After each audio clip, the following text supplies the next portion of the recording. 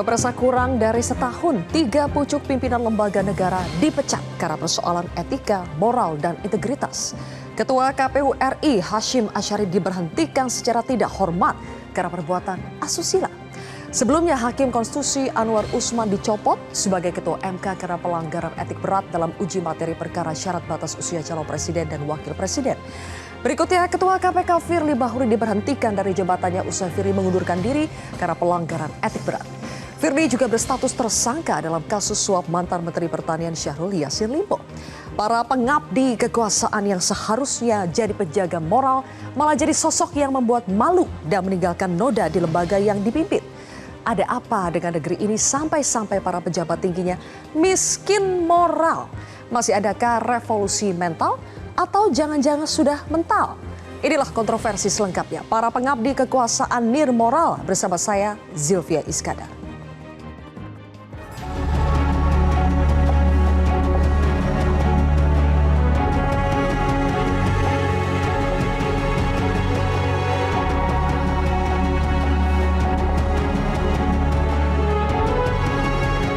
Menjatuhkan sanksi pemberhentian dari jabatan Ketua Mahkamah Konstitusi kepada hakim terlapor. Menjatuhkan sanksi berat kepada terperiksa berupa diminta untuk mengajukan pengunduran diri sebagai pimpinan KPK. Menjatuhkan sanksi pemberhentian tetap kepada Teradu Hashim Asyari selaku Ketua merangkap anggota Komisi Pemilihan Umum.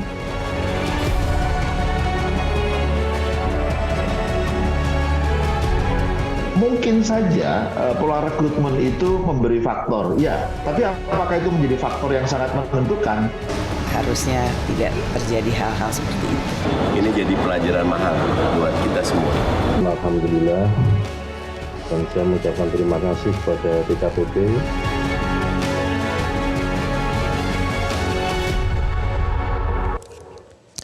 Pemirsa, untuk membahasnya sudah hadir 6 narasumber di studio Metro TV. Di sebelah kanan saya ada anggota Komisi 3 DPR RI Habibur Rahman. Bang Habib, selamat malam. Selamat malam. Berikutnya ada mantan Hakim Agung Profesor Gayus Lumbun.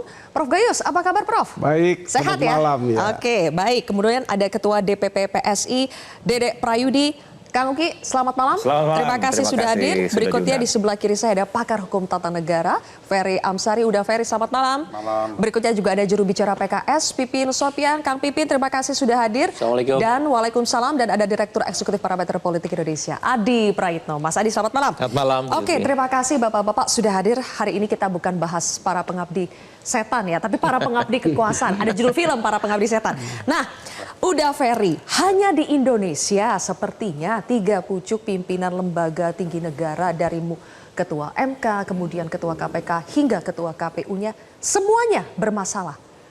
Ada apa? Salah siapa?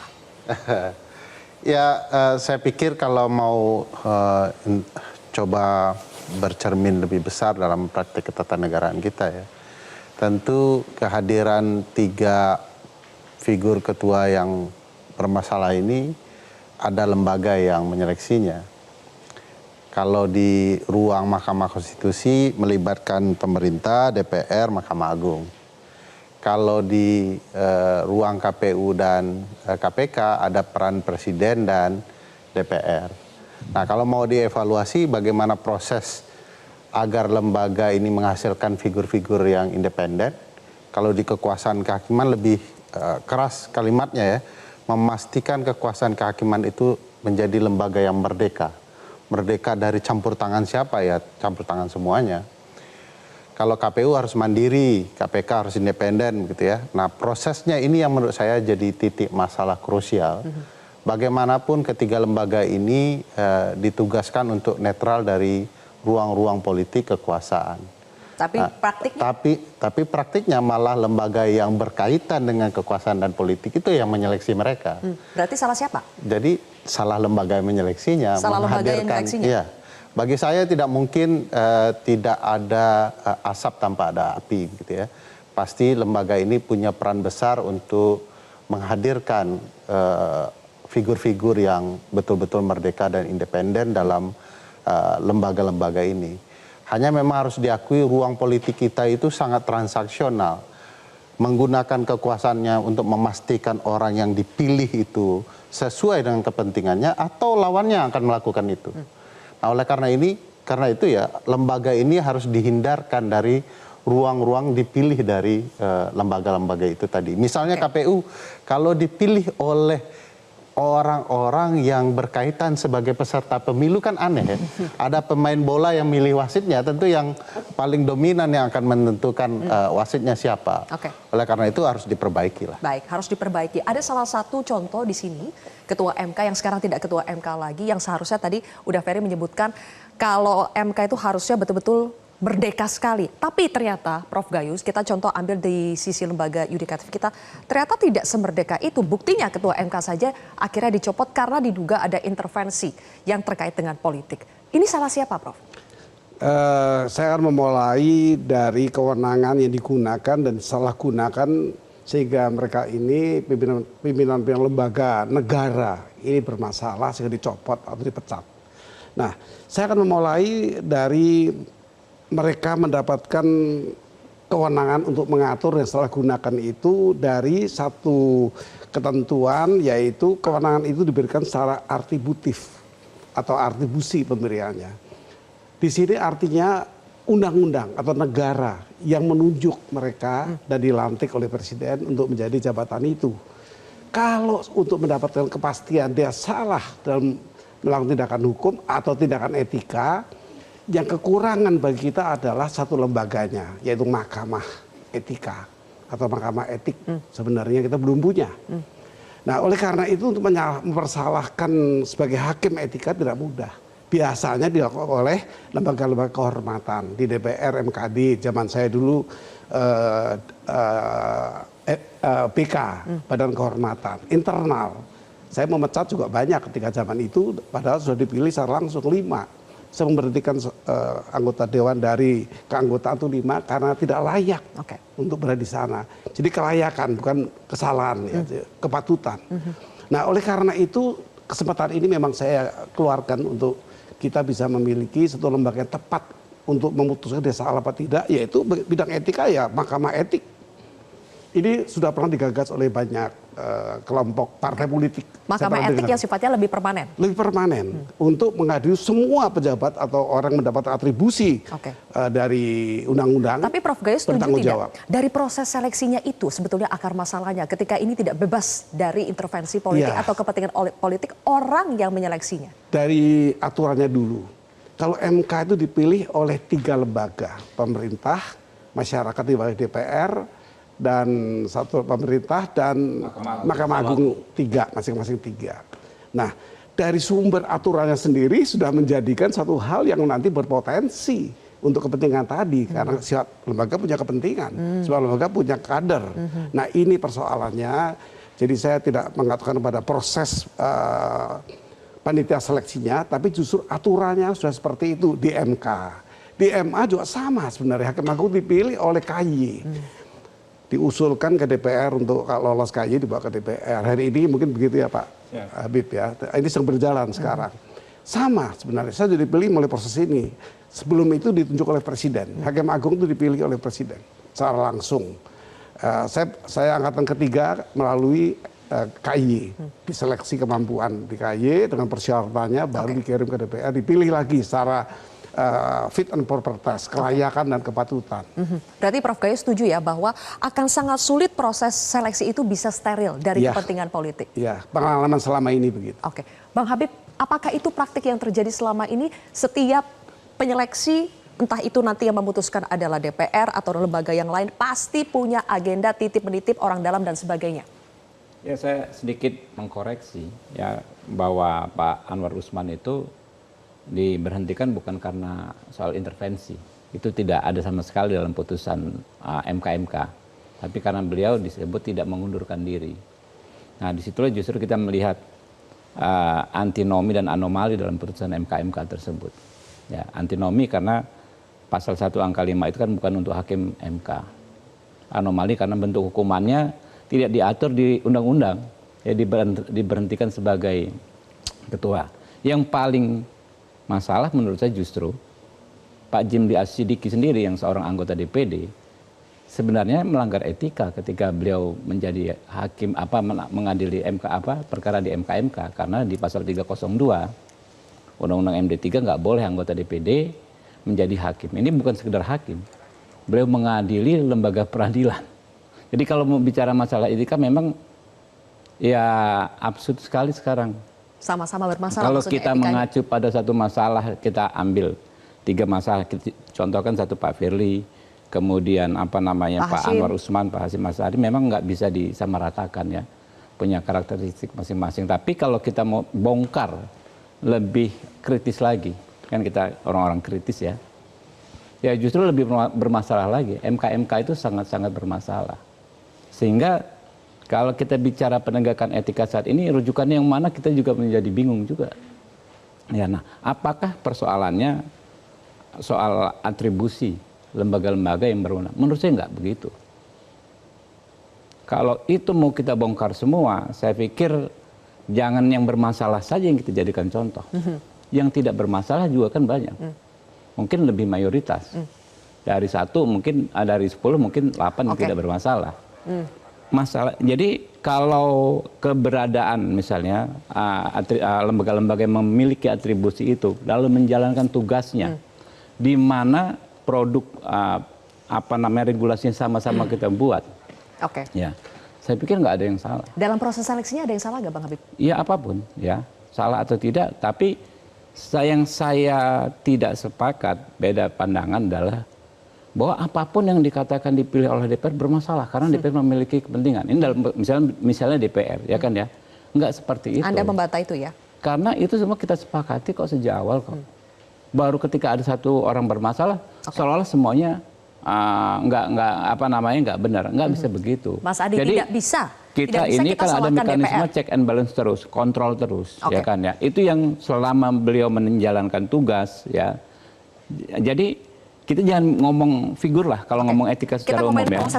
Ngomong prosesnya. Jadi ketika kita bicara hal tersebut, pengontrolannya, pengawasannya itu yang harus berjalan. Nanti kita akan bahas soal pengontrolan dan juga pengawasan. Mas Adi, kita sedang bicara bagaimana apakah karena proses rekrutmen yang tidak bebas dari kepentingan politik si A, si B, akhirnya membuat outputnya pucuk-pucuk pimpinan ini juga sangat berpotensi bermasalah yang kita lihat dari 3 contoh yang sudah ada.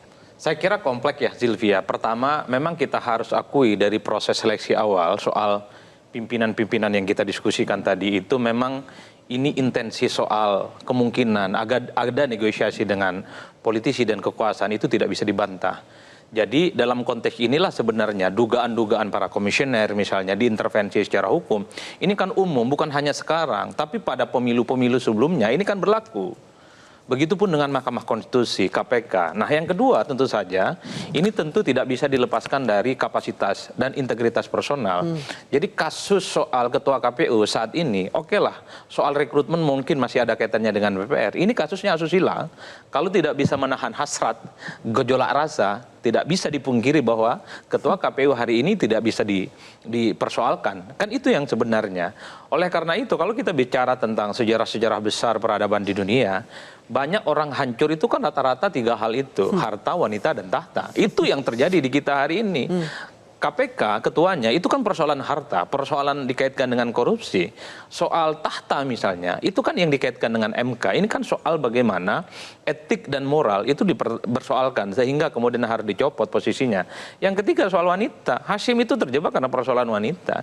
Jadi dalam konteks itulah bagi saya yang paling penting saat ini ke depan, selain soal integritas personal, jangan lagi siapapun di negara ini kalau berkuasa mengakses terhadap kekuasaan, jangan pernah menggunakan instrumen negara untuk kepentingan politik. Tapi ini kalau sudah Bang Habib jamak. sebut bahwa tidak bisa juga DPR disalahkan. Memang betul Zilvia tidak bisa disimplifikasi, tapi kan publik tahu. Misalnya untuk jadi komisioner KPU, publik tahu gitu loh kan. Iya semua orang tahu misalnya. Kesalahan kita. Semua orang yang mana gitu loh. Nah minimal di kalangan kita lah. Misalnya juga, nggak boleh bos. Anda ini menjudgment, mengeneralisir. Ya, kita menurut saya dari sekian banyak pejabat publik yang bermasalah apakah mayoritas? Enggak juga. Kalau yang bermasalah mayoritas, harusnya baru kita ngomong soal rekrutmennya, soal atribusi tersebut. Kan ini kita sepakati bersama-sama. Bertahun-tahun, berpuluh tahun bahkan ini selalu begitu. Yang bermasalah berapa persen? Gitu loh. Nah, ketika yang bermasalah mayoritas, menurut saya oke kita persoalkan. Tapi Kalau tinggal enggak, ketuanya berarti langsung, Bang. apapun, whatever, ya kan ya. Pucuk pimpinannya langsung. Ya, ini dari tadi dibahas pucuk pimpinan, ya kan ya, kebetulan saja orangnya pucuk pimpinan, ya kan ya. Tapi yang tidak bermasalah dari KPU sekian orang, menurut saya nggak masalah, yang lainnya. Tapi ya banyak kan? juga itu Bang.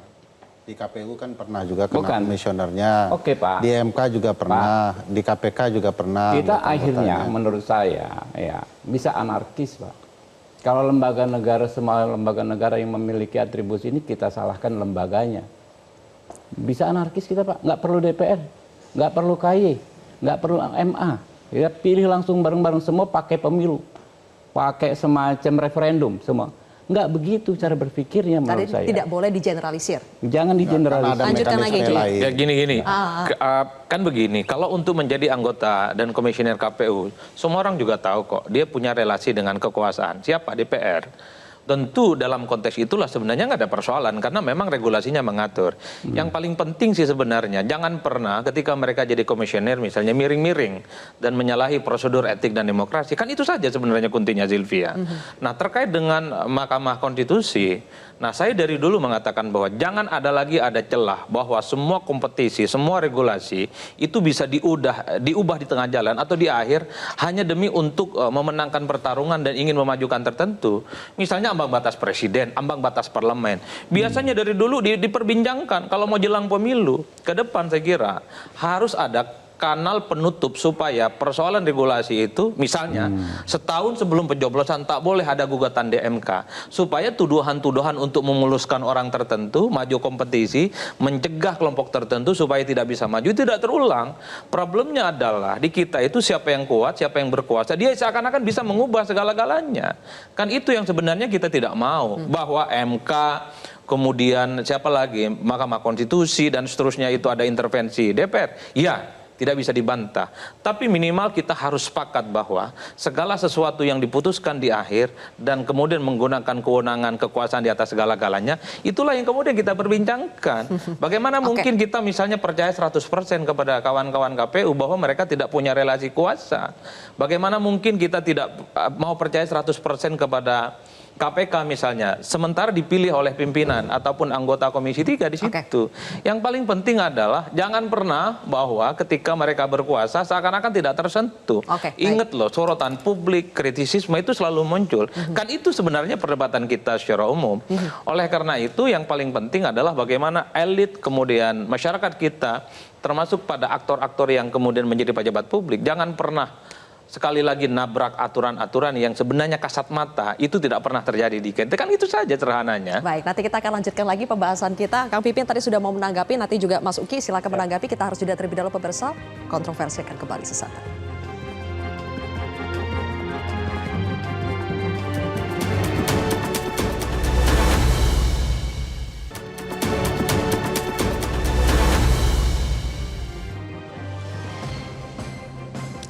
Kita lanjutkan kembali pemirsa. Kang Pipin, kita berbicara soal bagaimana relasi kekuasaan yang akhirnya bisa berdampak negatif, baik itu kepada personalnya maupun kepada lembaga yang dipimpinnya. PKS juga sangat sepakati soal itu? Ya, saya kira yang pertama saya encourage Bang Adi dulu ya. Tadi harta tahta ada wanita, jadi objek penderita. Jadi saya kira mempersalahkan wanita ya, harus agak hati-hati nih. Tapi bagi saya ya siapapun ya, pria wanita berpotensi melakukan pelanggaran menjadi penyebab ya satu kekuasaan penyelewengan. Dan bagi kami ya melihat apa yang terjadi ini harus menjadi refleksi bagi kita ya, bahwa ternyata lembaga baru yang dibangun pasca reformasi ternyata terjadi proses pembusukan di dalamnya. Menurut saya ini banyak faktornya. Kalau tadi saya kira dari proses seleksi, saya kira Bang Habibur Rahman sebaiknya kita menerima bahwa ada evaluasi yang harus kita terima. Jadi proses-proses yang ada di DPR, misalnya ketika ada proses kepentingan politik tentu selalu ada di situ. Tetapi bagaimana kepentingan politik itu untuk kepentingan bangsa yang lebih besar, maka sudah selayaknya kita mencari sosok yang punya integritas, kapasitas, dan kredibilitas. Sehingga ini bisa diantisipasi sejak awal. Jadi bagi kita adalah ketika kesadaran ya, kita tidak bisa menutup diri bahwa kenapa proses pemilihan itu ada di legislatif misalnya. salah satu lembaga yang memilihnya karena legislatif adalah perwakilan rakyat. Ya. Jadi seolah-olah itu memang adalah rakyat yang memilih, yang memberikan mandat itu kepada dewan. Tapi memang yang dibutuhkan oleh kita adalah bagaimana kita memiliki para anggota dewan yang memang menjadi contoh teladan bagi masyarakatnya bahwa etika ini sangat penting. Maksud Kang Pipin apa? Jadi bagi di kita DPR memang banyak yang di DPR, belum jadi contoh. Ya saya kira ini evaluasi bagi kita. Ketika misalnya di DPR ini kita punya standar moral yang tinggi, maka yang akan dipilih adalah orang yang terbaik. Makanya saya katakan misalnya kalau kita mohon maaf ya nonton dorama ya atau drakor misalnya, kalau misalnya ada pelanggaran etik tidak perlu menunggu proses hukum, dia akan mundur. Nah budaya mundur itu yang tidak ada di kita. Ini kan membuat publik ini merasa bahwa ya dia aja nggak mundur. Kaitannya dengan DPR maksudnya karena DPR juga tidak bisa memberikan contoh itu? Ya saya kira bagi kita siapapun lembaga manapun termasuk kan yang bertanggung jawab tidak hanya DPR. Eksekutif presiden juga tentu harus bertanggung jawab ketika proses seleksi juga ada kontribusi eksekutif di situ. Jadi bagi kita memang ini harus menjadi refleksi bagi kita daripada kita misalnya cuci tangan lepas tangan atau lebih banyak misalnya mempertahankan diri, lebih baik ini menjadi refleksi. Ada 3 nih. Jangan defensif tapi harus refleksif. Betul, saya melihat bahwa apa yang dibahas kita malam hari ini penting untuk ke depan. Kenapa? Karena budaya malu itu tidak ada. Jadi ketika ada kesempatan kesalahan, maka sudah selayaknya. Banyak sebenarnya kasus. Kominfo misalnya, ketika virus itu menyebar kemudian data publik, kita tidak melihat ada sosok pejabat publik yang levelnya atas kemudian mundur, tapi yang di bawahnya mungkin yang dikorbankan.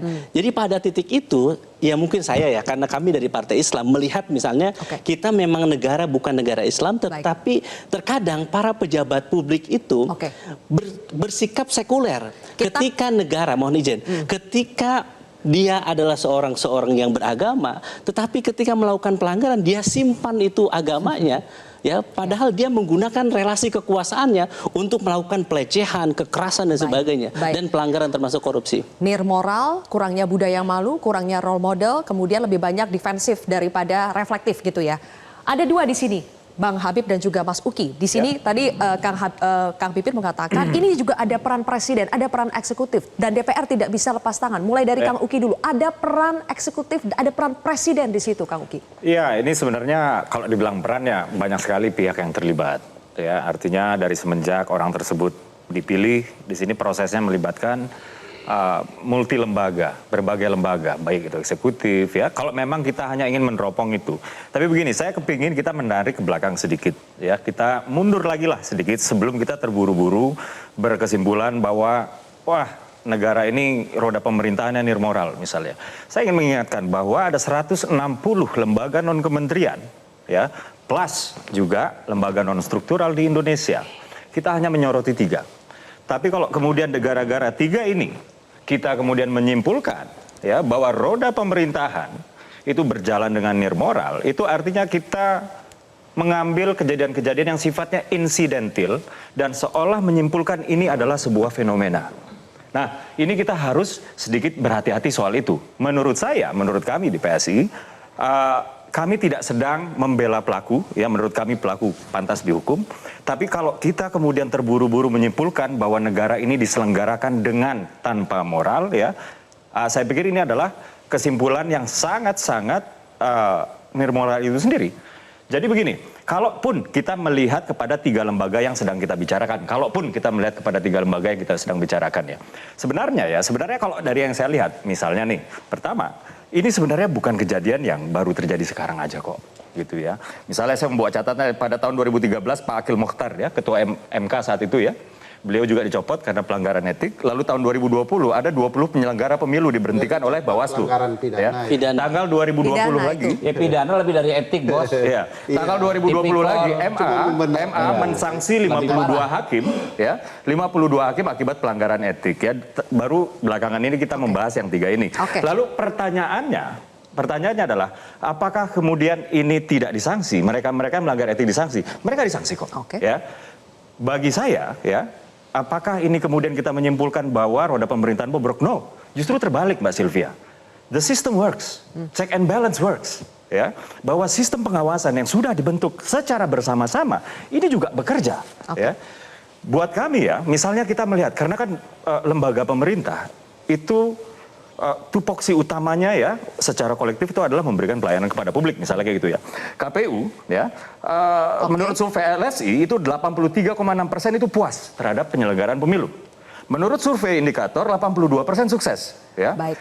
Anda ingin mengatakan meskipun pucuk pimpinannya bermasalah, tapi roda institusinya semua karena tugasnya masih tetap bisa berlangsung. Karena check and balance itu bekerja. Baik. Jadi kita harus cermat, jeli, ya, memperhatikan tapi bahwa pertanyaan ini bukan saya adalah, soal institusinya. Pertanyaan saya kepada Anda, apakah ada peran eksekutif dan terutama peran presiden yang akhirnya membuat ada masalah-masalah ini di tiga pucuk pimpinan ini? Kalau kita tadi melihat variabel siapa yang memilih, tentu semuanya terlibat, Mbak Sylvia. Terlibat tapi belum tentu bersalah, begitu? Semuanya terlibat memilih si ketua KPK. Memiliki peran maksudnya bukan... mereka memiliki perannya masing-masing lah. Tapi kan begini, saya juga setuju dengan Mas Pipin tadi ya, bahwa Mas Pipin tadi tidak terlalu sibuk mencari siapa yang salah, tapi mari kita evaluasi. Begitu. Dan saya pikir ini adalah sesuatu yang baik. Prof Gayus juga tadi mengatakan bahwa tadi kita berbicara ya sebelum mulai, mungkin ada baiknya ya disebut mahkamah etik ini dibikin. Dan ini tidak di dalam lingkup internal. Nanti kita akan sampai pada solusi konkret yang bisa diberikan ya. Tapi dari Kang Uki, saya lempar dulu ke sini, baru ke sini lagi ya. Mas Ferry, ada yang menarik ketika Kang Uki mengatakan, jangan gara-gara 3 kasus yang insidental ini, kita langsung mengeneralisir seolah-olah ini sudah menjadi fenomena yang membuat roda pemerintahan kita menjadi nirmoral. Apakah juga bisa kita melihat seperti itu? Saya juga belum sampai ke kesimpulan pemerintahan nirmoral. Tetapi kan dari judulnya sudah dibilang, ini ada orang yang mengabdi kekuasaan nirmoral gitu ya. Dan bagi orang-orang yang punya masalah masuk kepada institusi-institusi penting ini, pasti berdampak. Kan itu ceritanya. Nah, dari mana dampak akibat negatif orang-orang seperti ini terpilih, kita telusuri proses seleksinya. Dan polanya banyak, pola seleksi yang terbaik itu. Dan itu harus jadi pilihan. Misalnya Mahkamah Konstitusi, kalau dibaca dan disimak baik-baik pasal 24C, tidak pernah disebutkan bahwa 3 lembaga ini menyeleksi hakim konstitusi. Mereka hanya ditugaskan untuk mengajukan. Bahasa seleksi dan proses seleksi itu muncul di Undang-Undang Mahkamah Konstitusi yang dibuat oleh pemerintah dan DPR. Jadi ada pengembangan wewenang. Kalau kita lihat dari fungsi dari DPR saja, 3 saja fungsinya. Budgeting, anggaran, gitu ya. To legislate, membuat undang-undang. Dan terakhir pengawasan. Tidak ada fungsi yang bicara soal proses seleksi. Jadi bagaimana kalau kita taat konstitusi dan kemudian gagasan berkonstitusi, sebenarnya ini akan baik-baik saja. Jadi yang akan mengajukan 3 lembaga diberikan wewenang atau ruang lain dalam proses seleksinya. Toh ketiga lembaga ini tidak pernah konsisten dalam menyeleksi hakim konstitusi. Dulu DPR ada prosesnya. Tiba-tiba dalam kurun waktu tertentu tidak ada proses yang melibatkan publik. Dalam hal tertentu bahkan ditunjuk langsung. Ini saya hormati teman-teman DPR. Tetapi dalam fakta-fakta tertentu kita tahu harus terbuka kita. Misalnya proses penunjukan Hakim Guntur Hamzah. Tidak ada proses seleksi, tidak ada keterbukaan, tidak ada kemudian bagaimana melibatkan publik. Tunjuk langsung orangnya. Ini kan melanggar sistem yang sudah mereka tetapkan sendiri. Bagaimana dengan proses masuknya orang-orang politik di ruang Mahkamah Konstitusi? Bagaimana hakim konstitusi bisa mengadili produk legislasi yang dibuat oleh teman-teman politik sendiri, sementara mereka ada di ruang itu? Bagi saya, proses ini jangan melihat masukan publik itu sebagai bentuk mereka tidak sayang lembaga-lembaga. Kami sayang bahkan. KPK misalnya Mbak Sylvia. Ketua KPK ini sudah punya berbagai indikasi pelanggaran etik sebelumnya. Saat proses seleksi juga. Bahkan sebelum itu. Jadi kenapa kemudian malah orang ini dipilih oleh teman-teman partai politik? Akhirnya punya kecenderungan, ujung-ujungnya kalau mereka melakukan penangkapan, nuansa politiknya tinggi sekali. Karena partai yang berkuasa sedang berbeda. Nanti kalau sedang kalah mereka jadi korban, mereka mengeluh. Jadi bagi saya perlu, bagi saya refleksi yang sungguh-sungguh. Tidak mungkin solusinya ujuk-ujuk mahkamah etik misalnya, mohon maaf Prof, kan juga sudah banyak yang bicara mahkamah etik. Kita ketahui bahwa bagaimana kalau hakim mahkamah etik juga melanggar etik? Apakah mahkamah etik yang akan mengadili lembaga-lembaga negara ada di konstitusi kita? Baik. Apakah gagasan ini ujuk-ujuk muncul dari kepala Prof. Jimli dan Prof. Gayus karena tidak nyaman dengan berbagai pelanggaran etik? Kan perlu kajian-kajian yang lebih serius dan mendalam untuk kemudian menentukan pilihan ketatanegaraan. Udah Ferry ditanggapi dulu sama Bang Habib dan juga Prof. Gayus ya. Soal bagaimana DPR, banyak sekali peran-peran DPR di sini yang tidak bisa dipisahkan dari peran Presiden juga banyak. Peran Presiden juga banyak. Bang Habib silakan. Ya, saya ada di sisi yang optimis dalam melihat situasi saat ini. Ya. Seburuk apapun, ada masalah apapun, saya tidak sampai hati mengatakan lembaga-lembaga negara saya sendiri nirmoral, biadab, apalagi bahasa-bahasa yang sangat kasar, ya, sangat tidak mendidik dan sangat tidak memberi semangat bagi kita semua, apalagi buat anak-anak muda kita. Ya. Menurut saya dalam konteks menerima kritikan, DPR itu lembaga yang paling banyak, yang paling bisa, yang paling terbuka menerima kritikan. Silahkan saja dibandingkan dengan lembaga-lembaga lain. Setiap hari kami terima masyarakat, ya, RDPU menyampaikan kritikan, masukan dan lain sebagainya. Kami tindak lanjuti, kami dengar, ya, macam-macam. Ya. Jadi kalau dianggap kita defense juga, menurut kami DPR itu lembaga yang paling tidak defense. Saya bicara lembaga ya, Sylvia ya, nggak bicara orang per orang, partai per partai. Saya juga nggak mau jadi polisi akhlak, ya, bahwa kelompok saya lah yang paling berakhlak, ya kan, kelompok saya lah yang paling beriman. Karena itu menurut saya sesuatu yang nggak akan bagus juga kalau kita ingin melakukan pembenahan yang sistematis. Masukan dari teman-teman, coba saja deh, hampir tiap malam kita berdiskusi begini, masukan dari teman-teman. Semuanya menurut saya kita bisa terima kok. Kita cermati, kita resapi, ya. Pemilihan, ya Mbak ya, pemilihan hakim agung di DPR itu setahun bisa 5 kali. Ya, setiap dipilih bisa 6 sampai 10 orang. Cek saja petinggi-petinggi organisasi yang cendekiawan dan lain sebagainya menyampaikan masukan dan sebagian besar diakomodir. Mohon maaf ya, saya sebut ya Muhammadiyah, ya PBNU dan lain sebagainya yang kita percaya sebagai institusi yang kredibel menyampaikan masukan, oh tokoh ini bagus, oh ini kader Muhammadiyah, ini kader NU bagus, kita akomodir kok.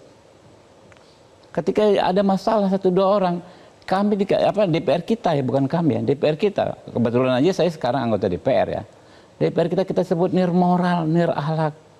Menurut saya nggak fair gitu loh. Ya oke, misalnya usulan beberapa orang termasuk saya, ya, kita bentuk semacam lembaga etik bersama kurang pas karena nggak diatur di konstitusi secara jelas. Tapi tunggu ya, apa yang belum diatur atau tidak diatur secara jelas dalam konstitusi belum tentu inkonstitusional. Ya kan? Jadi banyaklah, kita namanya hidup ini kan terus berproses, berdinamika, ya, banyak hal-hal baru yang dulu memang belum ada di konstitusi kita. Kalau memang benar, apa salahnya kita exercise? Gitu. Berarti tidak defensif, tapi mau reflektif, ya, berubah demi dicek kebaikan. saja lah. Tadi input teman-teman lah ya. Dicek saja apa yang terjadi selama ini di DPR. Dan Mbak Sylvia, boleh saya tambahkan Bang Habib sedikit ya. Sebaik-baiknya sistem penjaringan yang kita buat Mbak Sylvia, kita nggak pernah tahu isi hati seseorang. Untuk itulah makanya ya dibutuhkan sistem pengawasan dan sanksi yang tegas. Kita akan bicara nanti soal sistem pengawasan. Sepertinya Prof. Gayus sudah ada ide apa sebetulnya sistem pengawasan yang paling tepat. Kita kasih waktu lebih panjang, habis jeda Prof. Sesaat lagi pemirsa.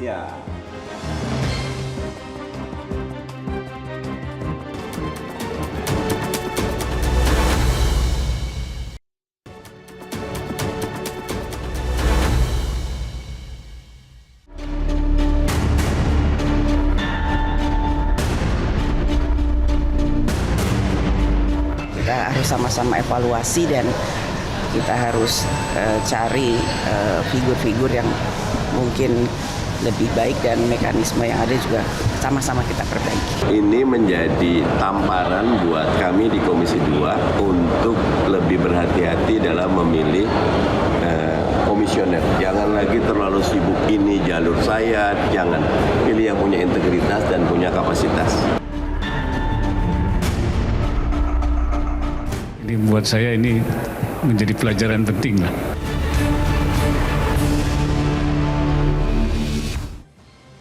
Baik, tidak selalu proses rekrutmen saja yang bermasalah, tapi juga pada saat proses pengawasan itu banyak catatan di situ. Prof Gayus, apakah ada satu solusi yang mungkin efektif untuk menyelesaikan semua persoalan ini? Begini, tidak selalu orang itu mempelajari suatu kejadian bisa dari hulu ke hilir atau hilir ke hulu. Nah, yang lalu itu kan dipilih dengan baik, idealnya. Tapi dalam perubahan-perubahan ketika sudah menjabat itu bisa berubah. Maka saya bilang bisa top down, tapi juga bisa bottom up. Nah, oleh karena itu saya Pak Ferry, saya kenal cukup lama. Beliau orang baik dalam berpendapat. Kalau Pak Ferry diangkat Jaksa Agung, yakin dia akan baik terus. Ini manusiawi kan, orang bisa berubah. Jadi mari kita mengukur itu tidak dari asalnya sudah salah dipilih misalnya. Ya, ini satu pemikiran yang harus dibalik kadang-kadang, nggak selalu. Oleh karena itu kenapa saya persoalkan mahkamah yang bukan ide saya, banyak yang berpikir, tapi saya lebih mempelajari karena saya pernah menjadi ketua BK ya, saya pernah untuk DPR 2 periode saya memimpin BK. Kan saya tahu etik ini berbeda dengan hukum, sangat jauh ya. Menjadi aspirasi hukum boleh, menjadi asas kemudian menjadi norma. Tapi tidak bisa dipisahkan juga karena masing-masing mempunyai peran yang berbeda. Ya. Saya lebih suka kepada akhir yang terjadi dan setelah terjadi ada satu bentuk lembaga yang sifatnya mempunyai otoritas. Otoritas, istilah otoritas ini harus dipegang sebagai satu konsekuensi yang mesti diterima. Karena DPR sudah berperan seperti itu, punya otoritas seperti itu. Presiden mempunyai peran karena otoritas seperti itu. Negara nggak semua sama. Hakim di Amerika Serikat itu tidak terkuat seperti di Indonesia karena yang menentukan juri, guilty or not guilty. Baru hakim mencari yang guilty kaitan dengan apa. Seperti itu. Jadi oleh karena itu bagi saya, mari kita mengukur kesalahan-kesalahan itu dengan lembaga kesalahan itu. Ya tidak boleh masing-masing di kelompoknya. DKPP supaya mengadili, tidak jeruk makan jeruk. Iya, DKPP mengadili anggota KPU, komisioner KPU. Nanti kan di kelompok itu tidak semua absolut ya, tidak semua juga satu suara itu. Masing-masing punya pendapat yang berbeda dan mungkin juga saling menjatuhkan. Diingatkan di TAP nomor 6 tahun 2001 itu. Baik. Di TAP itu kan mengatur etika itu. Di antaranya untuk tidak melakukan saling menyalahkan, saling melihat kesalahan teman, itu ada di salah satu etika pemerintahan. Nah, jadi bagi jadi misalnya KPK, Prof, tidak perlu ada dewas kalau begitu? Dewasnya boleh, tapi yang mengadili bukan dewas, harus lembaga etik tadi. Itu pikiran saya. Kalau kata Uda Ferry, kalau lembaganya etik personilnya sendiri bermasalah, siapa yang akan mengadili? Lembaga etik akan mengadili. Lembaga etik yang akan mengadili. Siapapun, termasuk hakim diadili juga oleh hakim. Tapi bukan hakim di tempat dia berada. Bukan di PN di mana dia atau di MA. Ada lembaga pengadilan untuk etik. Itu maksud saya, jadi kita bisa lihat dari belakang. Setelah yang bagus tadi dipilih, kemudian jadi salah, nggak boleh menyalahkan pemilihnya. Dianya kita proses apakah seperti apa kesalahannya dan diadili dengan sanksi apa. Baik. Itu mungkin harus seragam. Jadi etik ya oleh etik, hukum oleh mahkamah hukum gitu. Oke, baik. Saya izin mengomentari itu. Problematika konstitusional dan teknisnya. Di pasal 24 Undang-Undang Dasar clear disebutkan hanya ada 2 cabang kekuasaan oleh suatu Mahkamah Agung dan suatu Mahkamah Konstitusi. Nah, kalau namanya satu KY. Ya, kayak lain lagi. Bukan, di satu itu. Di pasal 24B itu. Ya, tapi di satu... Enggak, kalau di pasal 24 Risa hanya di satu 2 cabang amandemen. kekuasaan, puncak kekuasaan kehakiman 2. Jadi, nah kalau kita menyebutnya mahkamah etik, itu bicara mahkamah pasti puncak kekuasaan itu peradilan. Ya etik. Nah, padahal di konstitusi kita tidak boleh hanya ada 2 kekuasaan itu. Kita kan tidak Nah, bicara. saya mau bilang problematika konstitusionalnya, Prof, bukan gagasannya. Problema konstitusionalnya tidak boleh Kan bisa dilabrak. amandemen. Ya. Kenapa tidak? Kedua problematika teknisnya. Sekali lagi pertanyaan terbesarnya, bagaimana kalau hakim mahkamah etik yang melanggar etiknya? Ya diadili mahkamah etik. Diadili oleh mahkamah etik itu sendiri kan?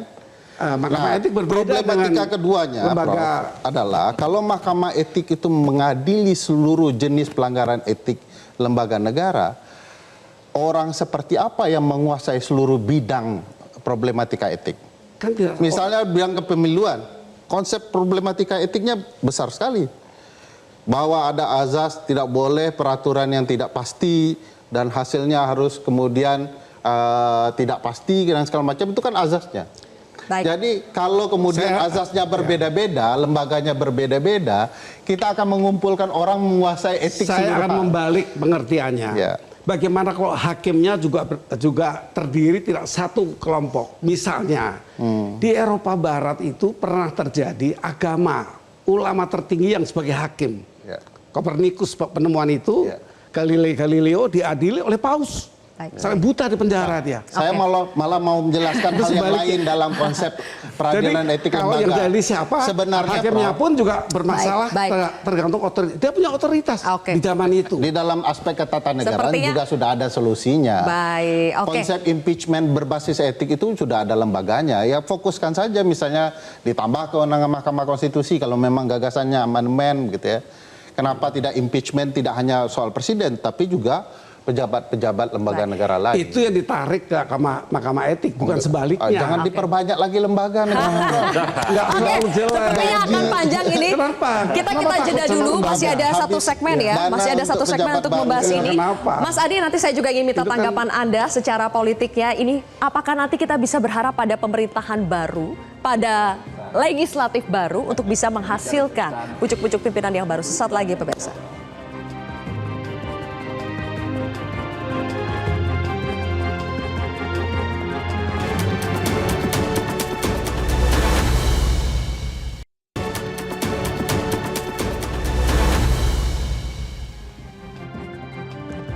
Baik, kita sampai di segmen terakhir, pemirsa. Saya berikan dulu ke yang belum berbicara ya, Kang Pipin dan juga Mas Adi di sini.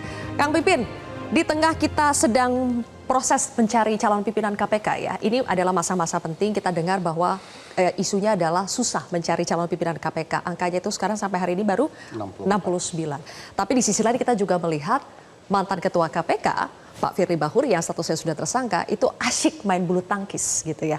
Jadi kalau situasinya seperti ini, apakah ini semakin menyurutkan orang-orang di luar sana yang mungkin sebetulnya berpotensi, tapi ketika melihat contoh-contohnya seperti ini, akhirnya akan susah kita semakin mendapatkan calon-calon pimpinan yang berintegritas, yang punya moral tinggi? Betul, betul. Saya kira bagi kita ya sebagai sebuah bangsa seharusnya peristiwa-peristiwa bersejarah ini harus menjadi refleksi pelajaran bagi kita. Jadi jangan sampai ini terulang. Jadi dan ini tentu tergantung standar moral kita.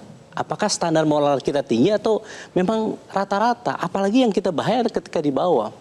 Maka ketika kita berbicara etik, saya mohon maaf ya, Bang Ferry, saya setuju memang ada, misalnya secara pribadi ya, ini belum tataran partai, ada mahkamah etik ini. Kenapa? Sehingga nanti kita berbicara tentang etik ke depan tuh. Jadi tidak selalu berbicara yang terkait dengan pidana, tetapi etik itu menjadi standar kita. Sehingga bisa menjadi perbincangan. Selama ini tentu peradilan itu berbicara tentang kasus-kasus pidana. Nah ketika kita punya kasus kemarin, Mahkamah Konstitusi, bagaimana kita, disitulah kita berbicara tentang mahkamah etik, pentingnya etik. Nah di sini tinggal apakah opini publik yang berkembang ini ditangkap nggak oleh para regulator, oleh pengambil kebijakan, bahwa ini penting. Kalau misalnya kita melupakan itu semua, maka nggak akan terjadi, Prof. Mahkamah Etik ini akan menjadi angin lalu, kita melupakan kasus itu dan potensi terulang kembali di masa yang akan datang. Jadi bagi kita semua peristiwa itu seharusnya memberikan pelajaran, termasuk saya kira, mohon maaf Mas Uki ya, ketika tadi Anda mengatakan bahwa proses ini sistem kita bekerja dan jangan disalahkan prosesnya. Kalau kita sudah melihat rekam jejak seseorang itu, misalnya ada kasus-kasus yang membuat dia berpotensi melakukan pelanggaran, seharusnya di situ kita para lembaga yang menyeleksi itu sudah bisa menentukan bahwa sebaiknya ini jangan. Itu sudah ada alarmnya, ada warningnya di situ. Kalau itu terjadi, maka prosesnya itu kong kali kong sejak seleksi, pengawasan, ya, sehingga apa yang terjadi? Interlocking. Saling sandra di antara satu lembaga dengan lembaga yang lain. Saya katakan begini, salah satu refleksi ketika ini kan kasus ketua KPU terjadi sebelum proses pemilihan 2023, kemudian diputus sekarang.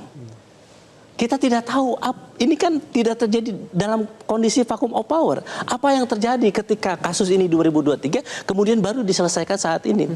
Jadi memang kita memahami ketika kesalahan pribadi ini tidak bisa menjadi kesalahan lembaga. Hasil pemilunya tetap kredibel, tetapi tentu catatan buruk ini seharusnya menjadi pelajaran bagi sebuah bangsa. Jangan sampai ini menjadi angin lalu bagi kita. Kang Pipin tahu kan bahwa Badan Penegakan Etik itu sudah ada kan? Betul. Ya udah, sudah selesai. Oke, baik. Tidak cukup waktu kita membahas itu. Mas Adi, pesan untuk pemerintahan yang baru, Prabowo Gibran, nanti akan ada legislatif yang baru juga, supaya betul-betul bisa menghasilkan pimpinan lembaga tinggi negara yang moralnya tinggi. Saya kira dua hal. Pertama dari segi penyeleksian ya, tentu kawan-kawan DPR khususnya harus paham betul terkait dengan track record para calon komisioner ya, ataupun calon-calon nanti yang akan menjadi pejabat negara. Kalau perlu tracking sejak TK dia, apakah TK itu pernah nyolong mangga tetangga sebelah atau tidak, atau nyontek misalnya. Atau tidak. Kalau itu memang terjadi sekecil apapun, bagi saya itu perlu dianulir. Waktu SMP pernah jahil atau tidak, waktu SMA, waktu di pesantren, apakah dia pernah melakukan tindakan-tindakan yang sebenarnya dia tidak normal. Itu penting untuk tidak melahirkan apa yang terjadi kita diskusikan malam hari ini.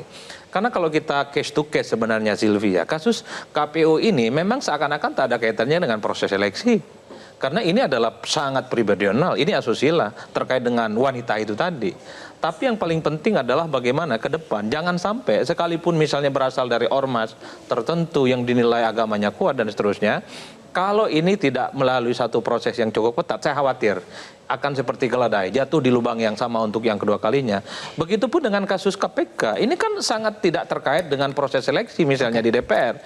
Ini murni kasuistik soal korupsi. Tapi yang paling penting adalah selama proses penyeleksian, kalau memang terjadi kontroversi soal KPK itu kan panjang ceritanya. Banyak protes, banyak penolakan, tapi lolos sebagai pimpinan. Termasuk Tapi misalnya ada soal... kaitannya, Kenapa? Mas Adi, ada kaitannya antara proses etik ini dengan proses pemilu. Nah kan itu yang ini kan itu yang sebenarnya jangan terulang KPU memang. dan PPLN. Termasuk itu. Nah, termasuk yang MK, termasuk juga kita ingin menghindari siapapun yang tadi jadi hakim MK sebisa mungkin harus dijauhkan dari anasir-anasir kekuasaan dan politik. Kan itu saja sebenarnya, bahwa mereka punya persoalan sifatnya pribadi. Yang paling penting adalah bagaimana itu yang kemudian harus dinyatakan. Tanpa itu semua, Sylvia, saya kira pejabat publik kita ini akan berlaku sewenang-wenang. Kuncinya adalah siapapun Anda kalau sudah jadi pejabat publik, sehebat apapun Anda, kalau melanggar sesuatu etik, entah itu pidana, entah itu moral, Anda akan jatuh di tengah jalan. Kira itu kuncinya. Oke, sayang sekali waktu kita sudah habis, Bapak-Bapak. Kita akan sambung lagi di episode berikutnya ya, pembicaraan soal ini ya. Terima kasih sudah hadir di Kontroversi pada malam hari ini, pemirsa. Kita tidak butuh para pengabdi kekuasaan yang minus moralnya, kita butuh para pemimpin yang urat malunya belum putus. Saya Zylvia Iskandar pamit undur diri, kita jumpa lagi di Kontroversi berikutnya. Selamat malam.